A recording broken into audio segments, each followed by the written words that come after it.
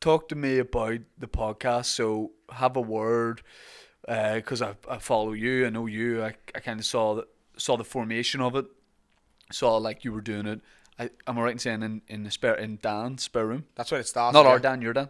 yeah, that's where it Um, started. Yeah. and was it over lockdown or was it before you started? No, so Dan had wanted to start a podcast for years. He actually had one in the past called In the House, which was good. And then he started a new one. He bought the equipment. He bought a couple of cameras. His cameras at the time were not for the full episodes. He was just doing them for the odd clip or whatever. And he started a podcast called The Hack Radio Pod, which was essentially, his marketing of it was, as a comedian, you're not allowed to be a hack, but no one's ever said that's the rule of podcasting. So we're going to make a shit hack radio show with sound bites and Right. regular like listeners calling in and stuff. And he wants to do it that way. And I think I was guest like 5 on his podcast.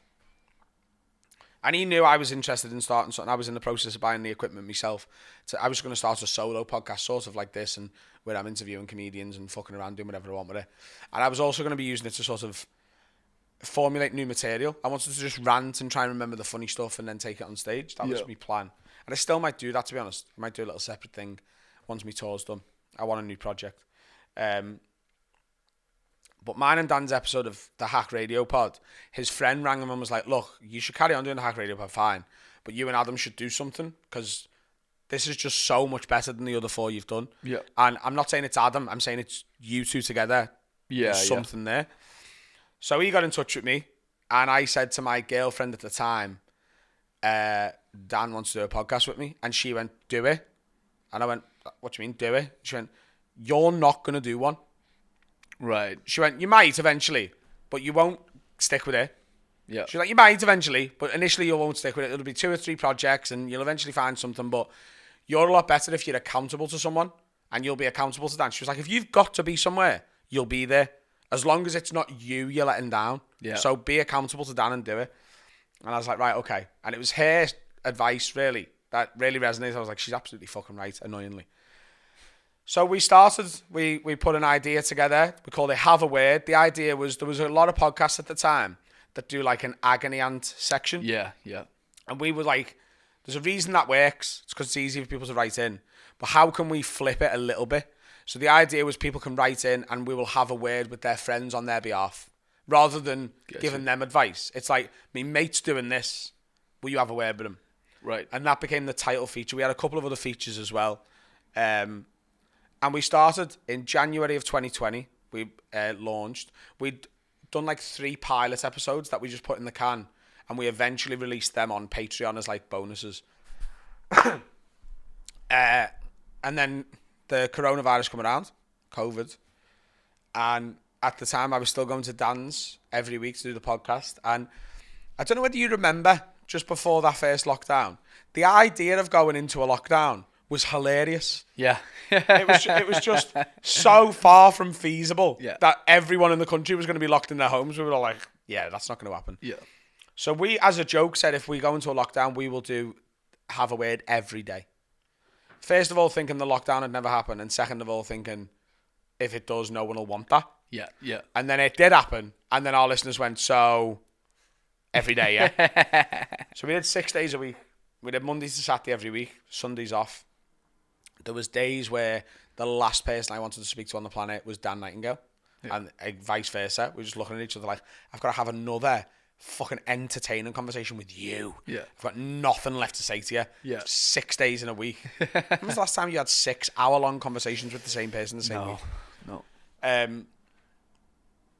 And that kept us going throughout that first lockdown. At the end of the first lockdown, we saw a sort of glaring gap in the UK podcast market that was already sort of happening in America. We were like, we should be the first one over here to get our own studio. Now, obviously, there's podcasts that record in studios in the UK, Yeah.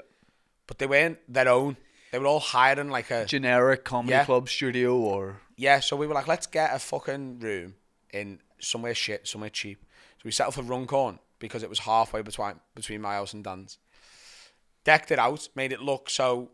The videos have become quite iconic. You know, if I have a word clip comes up on your phone, you know what you're watching. Yep. Like it looks like a bright orange couch against a blue curtain. It's just so mismatched. Yeah. No one's really gonna copy it or be able to. And the brick wall backdrop behind us, very, very deliberate sort of branding to it. Started getting guests in, because the first 75 episodes, there's no guest. Oh, okay. And they're all audio only. They're still available everywhere, but Right. they're just me and Dan, and they're just audio. Episode 76, our first guest was Paul Smith. Yep. And that was in the studio. And then from there, we went, because obviously we've been doing it every day. So when we first launched our Patreon, there was no benefit to signing up. We were just like, we could do with some money, or we're going to have to stop. Yeah, yeah. So we got like 400 or 500 to sign up, and that kept the thing going.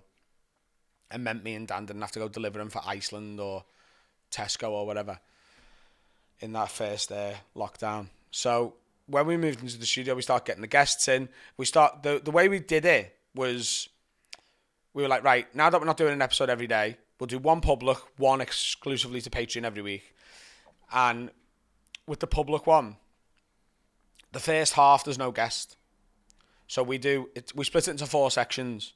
So it's sort of mirrored, really. So the first section of 4 is just me and Dan, no plan at all. We just turn up and start talking. Second section is just me and Dan answering listener correspondence. Third section is me, Dan, and the guest. No plan at all. Fourth section is me, Dan, and the guest. Listener correspondence. And the reason we did it that way, we were like, if people just want me and Dan, they still get it.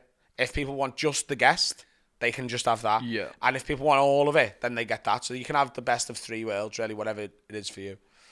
And it's just sort of snowballed. It's changed my career. I was already sort of touring and at a very small level, but 100-seaters and that around the UK.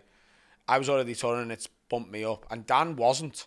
Right. Dan had 0 following, really. Yeah. And he's now, he's about to do a 30-date UK tour.